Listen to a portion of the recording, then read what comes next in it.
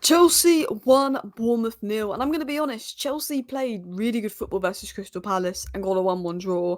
And Chelsea today didn't look great. They didn't play great football, but they got the win. They were clinical. That goal from Nkunku was fantastic. It was a moment of magic to get Chelsea 3 points. And I think because they probably deserve 3 points versus Palace, it kind of balanced itself back out today. Because I do think Bournemouth played well, but Robert Sanchez made some unbelievable saves. Caicedo was just an absolute beast in midfield, and Jadon Sancho, as a United fan, was bawling it out for Chelsea, and it annoys me because he weren't great at Manchester United. And he goes to Chelsea, he comes on at half time and he's playing absolutely fantastic.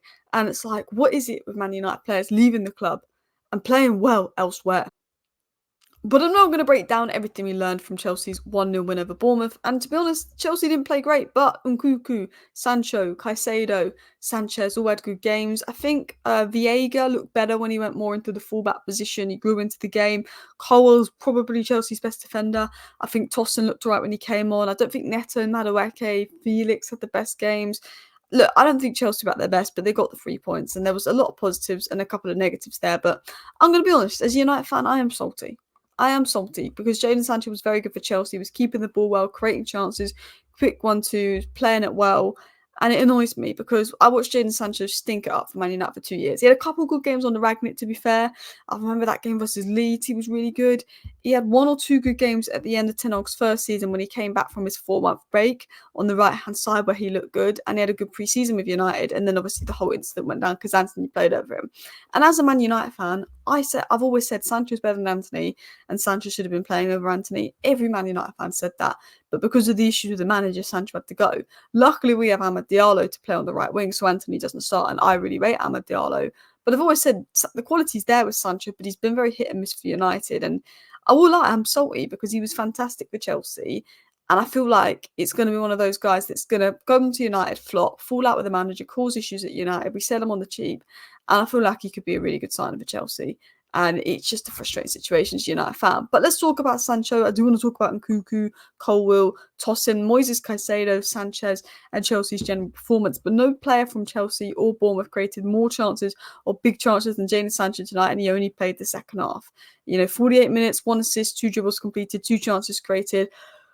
One big chance created, 100% of long balls. A very good debut from Sancho. Sancho came on, he looked eager to impress, he looked eager to make things happen. And look, Sancho's been hot and cold at United. He's had a few good games for United, a few poor games for United. But I always knew that Sancho should be playing over Anthony. I always said that. His ball retention's good. He's very good at playing quick 1-2s. He's very good at keeping the ball in tight spaces. He can make things happen. And he came off the bench and he got an assist. And he's definitely lower ahead of Mudryk. And I think Chelsea, Neto's a good player, but Sancho showed him a level today. Madueke's got that. He's kind of raw and inconsistent as a decent player there. But I think Sancho's a player that Chelsea got that can play left wing, can play right wing, that can challenge Neto, that can challenge Madueke. And I think he's a good option for Chelsea. He comes on, he makes things happen. I've always said with Sancho, he's not like a super crazy fast direct winger. He's someone that makes things happen in terms of his chance creation, in terms of his creativity. That's what Sancho's best at. And I think with Madueke being direct on the right-hand side and Sancho being more of a chance creator, you've got the balance there. Cole Palmer's obviously going to play the wingers in, had probably quite a good first half, dropped off in the second half a little bit. I think that there's balance there in the Chelsea attack. And I think one thing about Chelsea is they've got really good options in attack. They can bring Felix on, they can bring Nkunku on, they can bring Sancho on. They've got very good options in attack, very good depth. And I think it'll be, for Chelsea, what works best for them as well. And I thought the Sancho was good. Maresca said, I have a feeling that Jadon is a guy that needs love. This is what I thought when I spoke about him before he joined us. And I know that he has a desire to show that the player he is, but for me, it is just to enjoy football. This is the reason why they play. Jadon Sancho helped us a lot. He did well tonight. He was Chelsea's best player. He came on. He changed the game. I'm saying this as a United fan. I've always said, I want Jadon Sancho to get his career back on track, and I didn't want him to be bad at Chelsea. I wanted him to get his career back on track.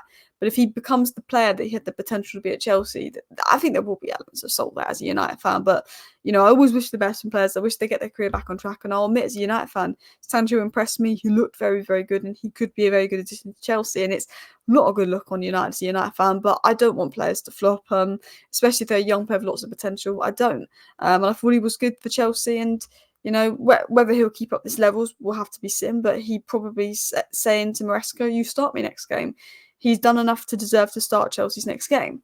Now, I don't think Chelsea were good. I think the subs did make the difference. I don't think they're the best. They got away with one today, but I do think they deserve 3 points versus Palace, so it balances out. I thought Nkunku did very well, and I think while Jackson's all-round game is good, I think Nkunku's killer instinct is there, and when Chelsea are missing big chances, if you're not creating enough big chances, you might as well have Nkunku on because he's going to take that chance.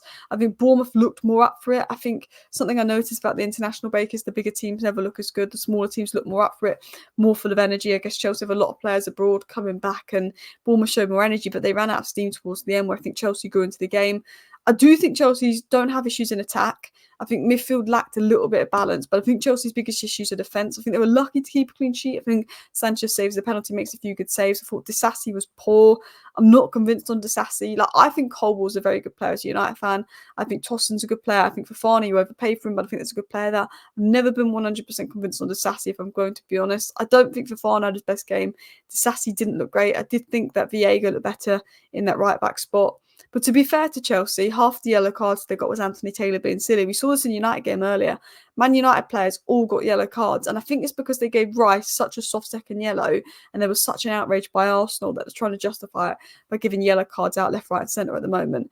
But I think Chelsea look susceptible at the back. I think they look like they will concede chances. Bournemouth, obviously this was mostly because of the penalty, did have a big chance in the next year, 1.63, but that was mostly because of the penalty. Chelsea could do better defensively, but on the ball, going forward, they look decent. I thought Moises Caicedo was fantastic for Chelsea today. I really think he was. I think you can make an argument that Moises Caicedo was arguably man of the match, and I think because of a lot of the work that Moises Caicedo did today was off the ball, it sometimes goes under the radar, but I think because the Chelsea midfield was a little bit imbalanced, he had so much to do. I felt that Moises Caicedo was doing three-man's jobs. He only got off the plane the other day, Fuller's phenomenal, 4 tackles, 1 free fouls, it made 2 interceptions, wasn't dribble pass, but I think it was the ground he covered, the job he did when you look at how much he had to do. And I think that the other midfielders at Chelsea weren't quite at their best. I thought it was immense. I think the distance he covered, the ball winning, he only really recently got back from international duty, not really had a break. And I think he's been playing well for Chelsea. I think that his first 2-3 months at Chelsea was iffy, especially considering the price tag. But I think had Moises Caicedo been a 50 million signing at Chelsea, no one would have called him a flop. He gets this sort of stigma on him that it's a flop. But actually, look, Chelsea overpay for him. He was probably a £60 million player at most that they did overpay for. But he's not a flop at Chelsea. He's good and he deserves to start every week. I think he's been good for probably the last 8-9 months for Chelsea. Since in 2024, I think he's been good. I think once Cucurella started inverting under Poch, he's been good for Chelsea. He's not really had a break. He does a lot. I think he looked better with Gallagher and he looked better with Lavia in that Man City game. I do worry if him and Enzo work together. That doesn't seem to balance out. But I thought he did a load of work today. I thought he did a very good job. And I as a United fan, think Moises Caicedo is a very, very good player that Chelsea have. I saw this tweet. Viega was iffy today, but Caicedo was on another level. He was easily the second best Chelsea player on the pitch. He was everywhere when needed. Would like to see the combo in midfield a few more times this season, but cannot just bring the Portuguese midfielder in ahead of Enzo and Lavia. Need all 4 to be available so the minutes can be shared. I think Lavia, when he's fit, Caicedo, I really rate Lavia. I'd love him at Manchester United, although his injury record maybe not. I think Lavia and Caicedo is probably Chelsea's best pairing in midfield. I mean, Enzo's definitely a good player, but the question is, I don't think he brings the best out in Caicedo. Maybe that's just me. But I thought Vega, there's definitely a decent player there, but he seems to look better more as a fullback inverting into midfield. I thought he did actually have a good second half. I think in the first half he looked a bit lost in midfield, but I did think he had a good second half. But I do think that Lavia would be really good. I think Sanchez was brilliant. I mean, brilliant penalty save. Robert Sanchez, one of those players that when Chelsea signed him, I wasn't quite sure why they signed him. And you've been signing a lot of goalkeepers that are right, but I'm surprised you didn't go for just an out-and-out top keeper that will be number 1. But I thought it was fantastic today. Great penalty save. Wasn't really at fault for giving the penalty away. Did a good job. I think Nkunku did well. I think, the goal, he weaves between 3 players to get that in, Sancho got the assist, but that was mostly Nkunku, to be honest. I think his box instinct is there to be clinical. Jackson has a few chances. He misses them. He made something out of nothing today. Chelsea didn't really deserve the 3 points, but I do think they deserved the 3 points versus Palace, so I guess it balanced out. He did something out of nothing today. I do think Bournemouth's a good side. I think people don't forget, Bournemouth has spent the 4th most amount of money in the last 2 years when you actually look at net spend. They are a good side with a good manager. It's not a game that you win 3-4-0, and I think people forget actually that Bournemouth will probably finish in the top 10 this season. I thought Nkunku was good. I think he shows how good Chelsea's depth is, the fact that he didn't start. I think he's got 6 goals and 5 starts for Chelsea.